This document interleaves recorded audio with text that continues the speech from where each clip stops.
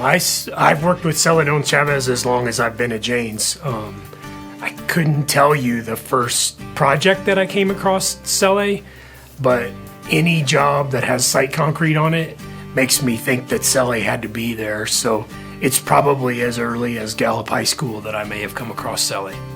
I've known Cele most of my career here when I moved down from Farmington, probably 26, 27 years. So Cele's got this original true grit about him. Nothing's impossible, and even if you look at him today, his biceps are big, and he's about teaching the next generation of folks how to just work hard and be successful doing that. For me, the thing that's most memorable about Cele is his approach to the work. The work is always hard for Cele on those site crews, but he's always happy.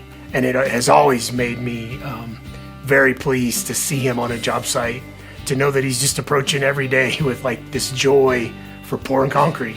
Went up to Cele one day, said, hey, how are things going? And started walking away when he said, good. He said, hey, Greg, how's the family? And I said, you know what, Cele, you're right. How's your family? My family's good. He taught me to slow down a little bit and take time with the people that you're around and make it personal. I would go back literally for Cele, it's his work ethic. He comes every day, he constantly tries to do whatever that task is better. He tries to make the people around him better, and he tries to make the most of whatever conditions he can be into, because I can think of many times in weather that was not kind at all, but he would just happily be out there doing the work that needed to get done. I don't know that Cele knows how to say no, or that's impossible. Cele will, when he's put a task in front of him or an obstacle in front of him, he'll figure out a positive way to make it happen.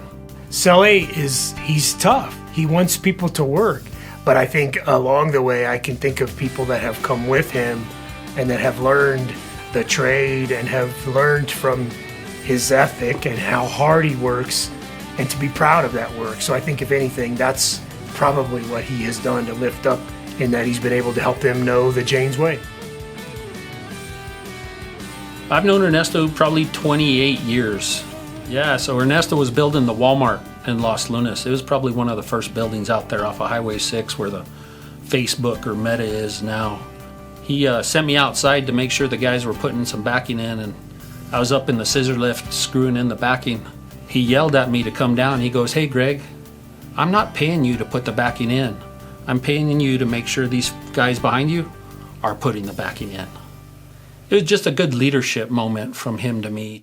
So Ernesto Rodriguez is the first superintendent I met when I came to Jane's. In about June of 1995, we started a project called the Gallup High School, and Ernesto was the assistant superintendent on that job at the time.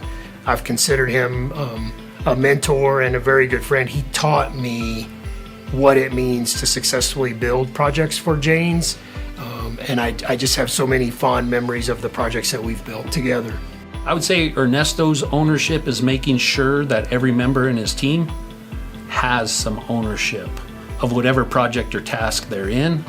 And if you're unsure of that as you're working for Ernesto, he will make sure to help you understand that. From Gallup, we spent a couple years in Gallup, and from there we went to Las Cruces, and again, another, probably one of my favorite projects of all time, called Arid Lands down at New Mexico State. From Arid Lands, we went across the quad to another project called Goddard Hall, and Ernesto was the lead superintendent on that project, and that was an extremely memorable project because it was a historical renovation. So we left one wall of an existing building and rebuilt everything else around it, and just had a lot of fun in the process. Very cool project.